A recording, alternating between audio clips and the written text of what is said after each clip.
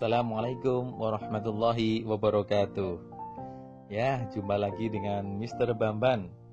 Gimana kabarnya anak-anakku semua? Semoga tetap sehat dan semangat. Oke, baik. Kali ini Mr. Bamban mau menyampaikan materi tentang penyebab mimisan dan cara mengatasinya.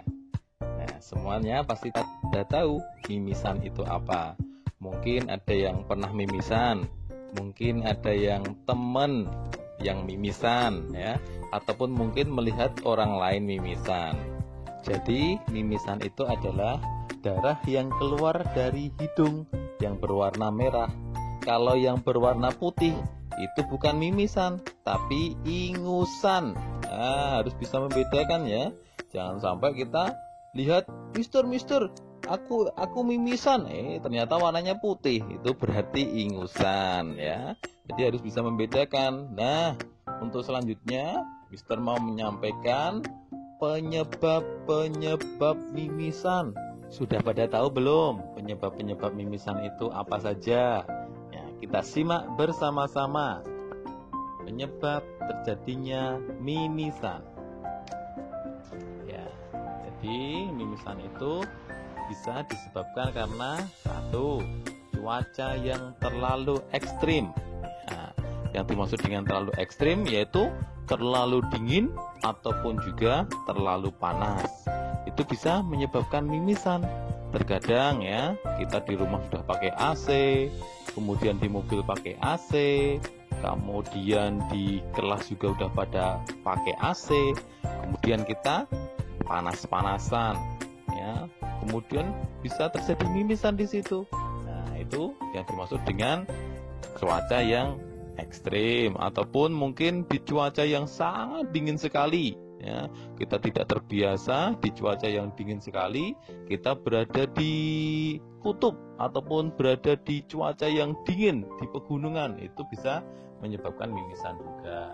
Kemudian yang kedua yaitu mengorek hidung. Nah, jadi utek-utek upil, nah, itu juga bisa membuat mimisan. Nah, Mister juga kadang-kadang heran, itu kenapa sih? Apakah ada harta karunnya di hidungnya? Kok lama banget korek-korek hidungnya? Nah, itu kebiasaan seperti itu harus dihindari juga, karena bisa menyebabkan mimisan. Kemudian yang ketiga yaitu hidung terbentur. Nah, terbentur bisa karena main bola, jadi kena bola ya. Kalau saat main bola kok kenanya batu, nah itu namanya dilempar batu. Kemudian bisa juga saat main kena tangan temennya ataupun lain sebagainya. Kemudian kecapean ataupun kelelahan, itu juga bisa menyebabkan mimisan ya. Terlalu capek ataupun terlalu lelah, itu bisa menyebabkan mimisan. Tapi untuk urusan belajar ya nggak boleh ya ada istilah capek ataupun lelah karena takut mimisan, ya nggak boleh. Yang kelima yaitu membuang ingus terlalu kencang ya. Bahasanya biasanya dikatakan sisi. Nah, itu terlalu tekanan, terlalu cerot gitu. Nah, itu nggak boleh terlalu tekanan seperti itu. Kemudian yang keenam yaitu bentuk hidung yang bengkok. Itu bisa karena kelainan bawaan ataupun kelainan karena akibat kecelakaan. Itu juga bisa membuat sering mimisan. Ya. Kemudian ya, mimisan yang paling sering terjadi pada anak biasanya disebabkan karena adanya proses alergi. Ya. Alergi ini merupakan suatu reaksi radang yang terjadi pada tubuh ya. Anak yang disebabkan oleh debu, bisa karena binatang juga, bisa karena substansi lain yang dapat menyebabkan reaksi alergi ya. Kemudian cara mengatasi atau menghentikan pendarahannya. Jadi pendarahannya itu bisa dihentikan seperti gambar di samping ini ya. Jadi kalau saat mimisan tidak boleh dangak ataupun terlentang ataupun dalam keadaan tidur terlentang, itu tidak boleh. Duduk ataupun berdiri saja agak condong ke depan badannya. Supaya kenapa? Supaya darahnya tidak tertelan. Kalau darahnya tertelan, itu bisa menyebabkan mual. Nah, jadi nanti saat muntah keluarnya darah. Nah, itu semakin takut nanti. Wah, aku muntah darah. Padahal itu adalah darah mimisan yang tertelan di dalam perut kita. Ya, itu bisa dilihat ya seperti itu. Kemudian yang kedua yaitu menekan pangkal hidung, ya, kurang lebih 10 ataupun 15 menit. Ya.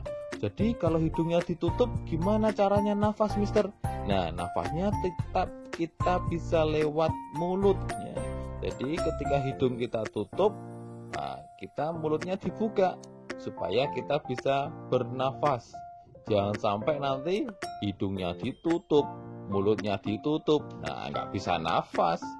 Nah, yang ketiga yaitu kompres pangkal hidung dengan kompres dingin. Ya.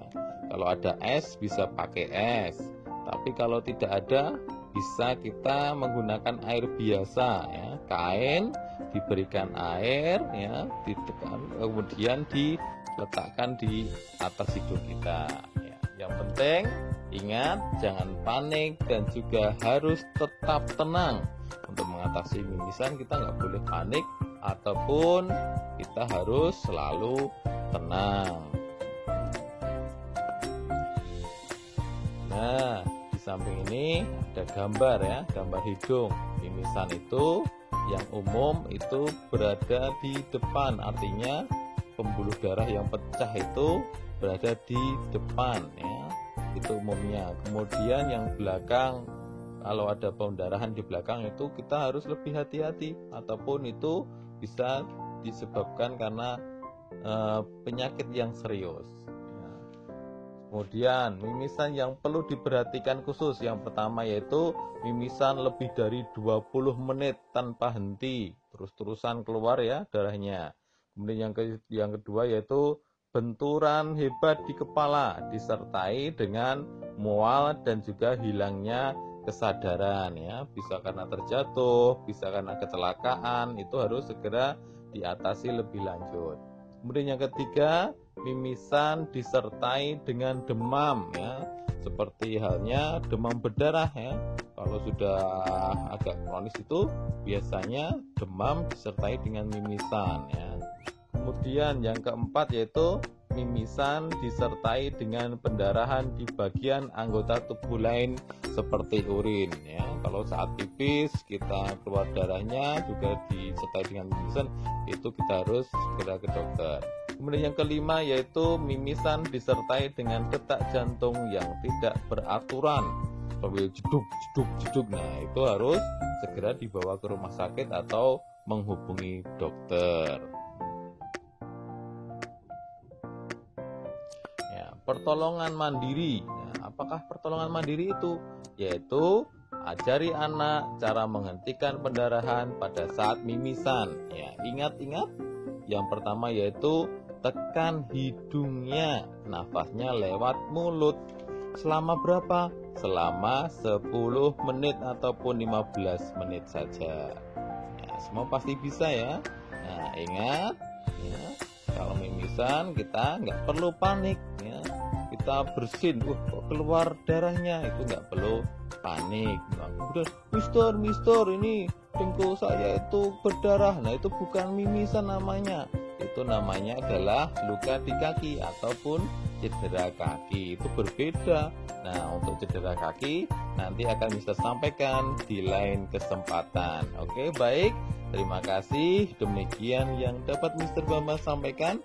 Semoga bermanfaat dan sampai ketemu di lain kesempatan. Wassalamualaikum warahmatullahi wabarakatuh.